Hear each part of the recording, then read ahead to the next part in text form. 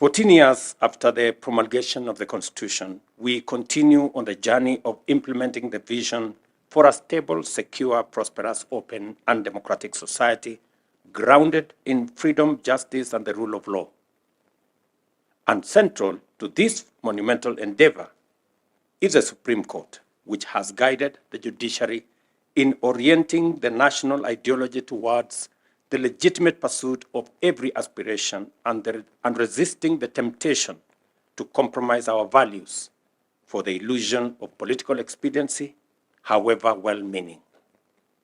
12 years after its establishment, it is difficult for us to imagine how the Republic of Kenya existed for many decades without a Supreme Court. It has helped us reject the many false dichotomies that once constrained our policies and politics, including the belief that freedom must be sacrificed for security and that democracy and stability are mutually exclusive, or that sustainable development is the monopoly of the centralized government. It is therefore fitting that this conference invites us to reflect on the Supreme Court's jurisprudence over the past 12 years. In doing so, we recognize both successes and areas for critique as we consider the court's evolution, its impact on Kenya's constitutional landscape, and its commitment to protecting the rights and aspirations of all Kenyans. True to the court's philosophy, bold honesty is the best policy, and this occasion calls us to reflect candidly on its journey, progress, challenges, and impact. To appreciate the achievement represented by the Supreme Court's creation, we must revisit the hard lessons of the 2007 presidential election crisis. That crisis exposed deep-seated systemic failures and a profound erosion of public trust in our electoral and judicial processes, fracturing the people's trust in the rule of law. Consequently, a disputed election outcome triggered underlying conflicts that nearly drove the nation to the brink of almost total collapse. It was realized then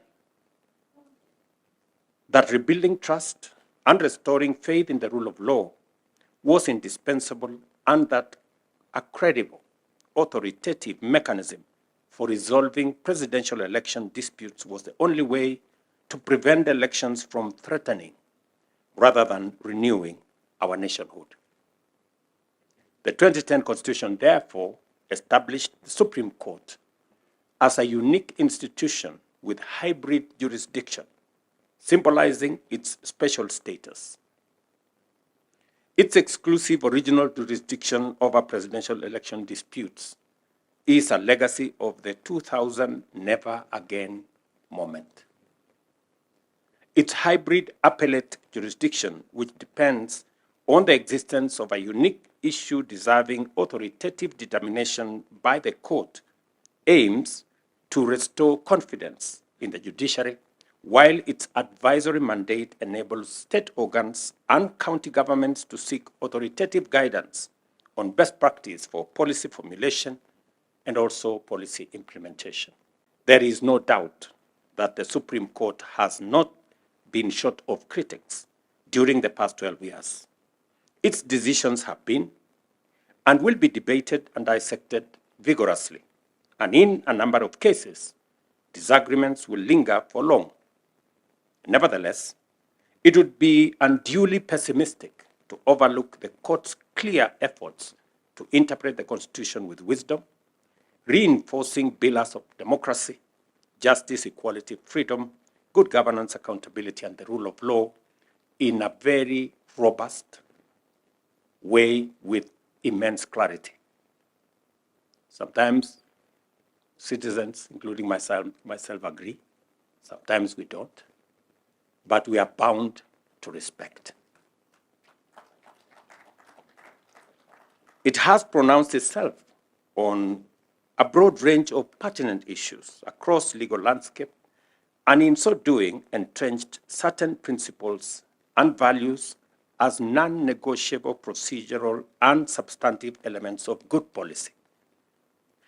It is because the court has been emphatic in its dispositions and firm in its guidance of subordinate courts that Kenyans are confident that their rights are intact and due process is indispensable. In turn, this confidence has fostered courage, openness, and vigor in our society, values the Constitution envisioned for the Supreme Court and the judiciary in terms of being faithful to what the Constitution expected of the judiciary. We can confidently say you have passed the mark. It is therefore quite fair to say that the court has stood as a faithful custodian of our Constitution, a defender of fundamental rights, and a pillar of democracy. Its sustained capacity to resolve complex constitutional matters remains critical to our nation's institutional vitality now and going into the future.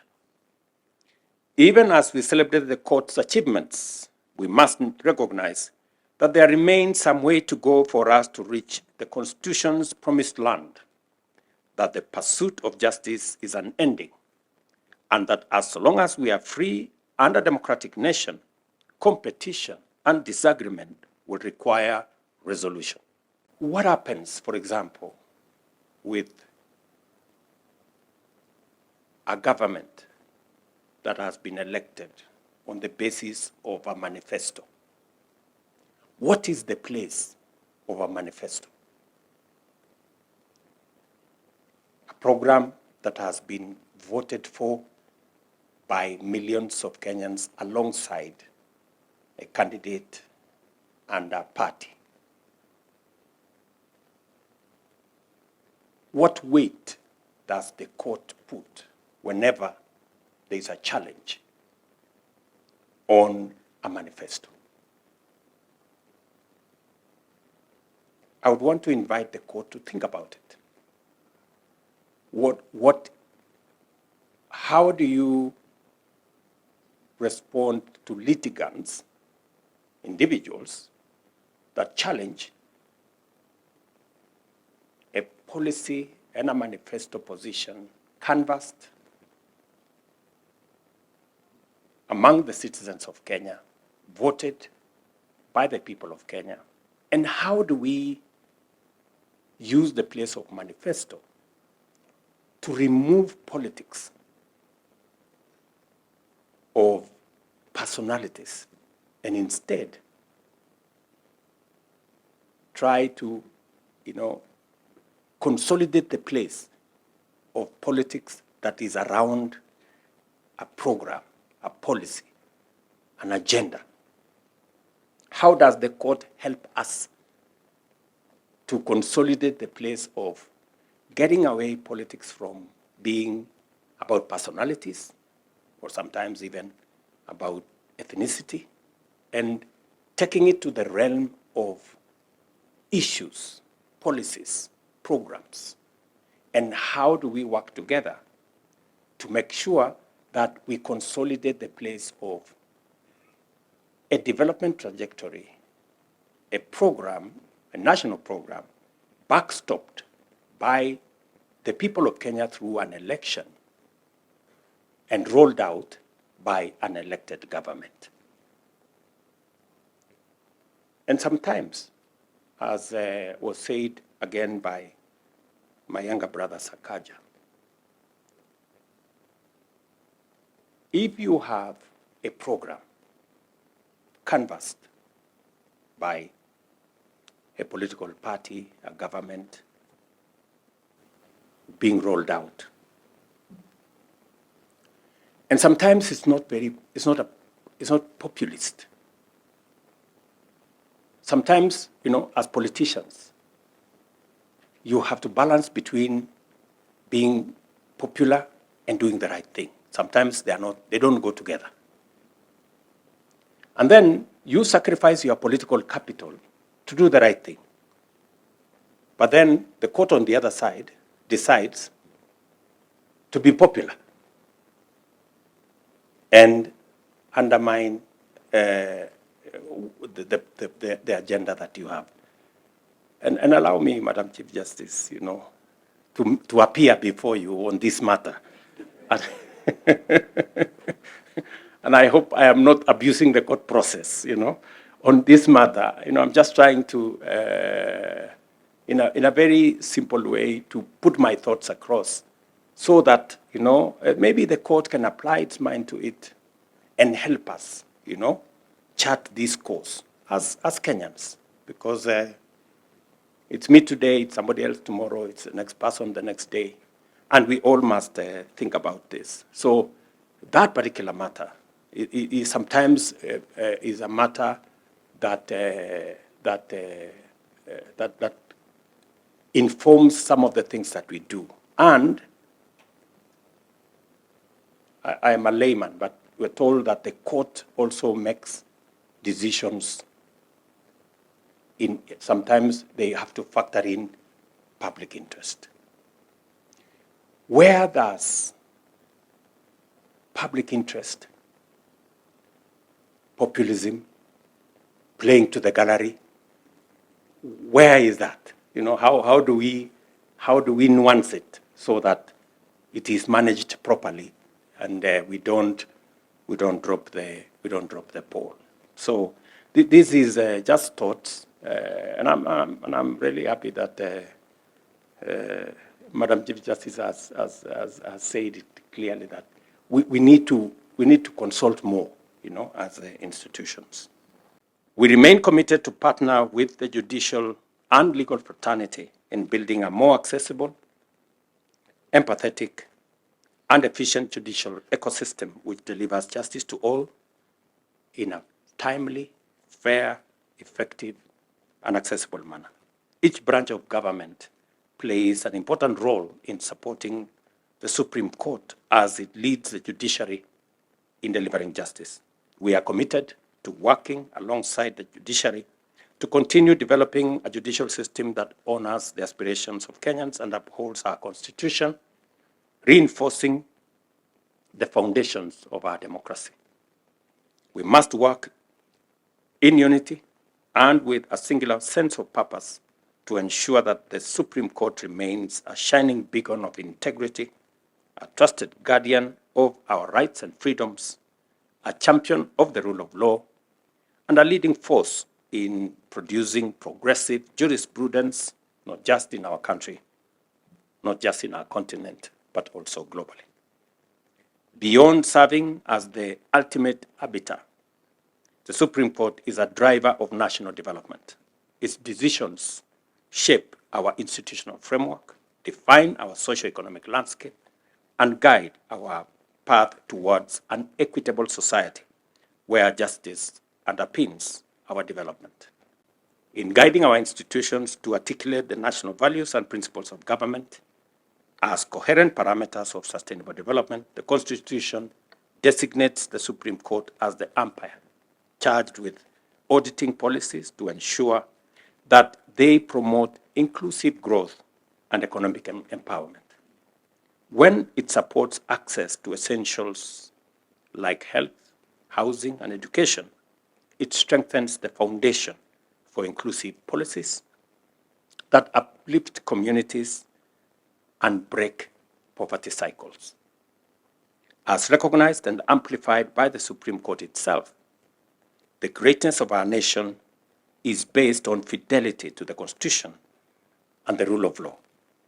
Our commitment to constitutionalism and the rule of law is the bedrock of Kenya's quest for prosperity. Consistent and fair application of the law builds trust, encourages civic responsibility, and fosters social cohesion. By championing a jurisprudence that simultaneously upholds fundamental rights and freedoms while supporting development, the Supreme Court helps Kenya achieve Vision 2030 and also our bottom-up economic transformation agenda. Since the establishment of Kenya's Supreme Court, an iconic institution that, along with devolution and the Bill of Rights, stands as one of the most transformative innovations in our progressive 2010 Constitution. As Kenya's apex judicial body, the Supreme Court is entrusted with the sacrosanct mandate to uphold and promote the purpose and principles of our constitutional order. By virtue of its unique complement of exclusive, original, appellate, and advisory jurisdictions, it possesses the necessary authority to arbitrate, to advise, and to guide the institutions of our republic as they perform their roles of giving full expression to the will of the people as inscribed in our Constitution. The Supreme Court, therefore, serves a powerful symbolic role as the highest representation of the values and institutions of justice in our land and the fulfillment of people's determined quest for a judiciary grounded in inclusivity, fairness, justice, and constitutionalism. It was designed not merely to interpret law, but also to resolutely underwrite and defend justice for all Kenyans.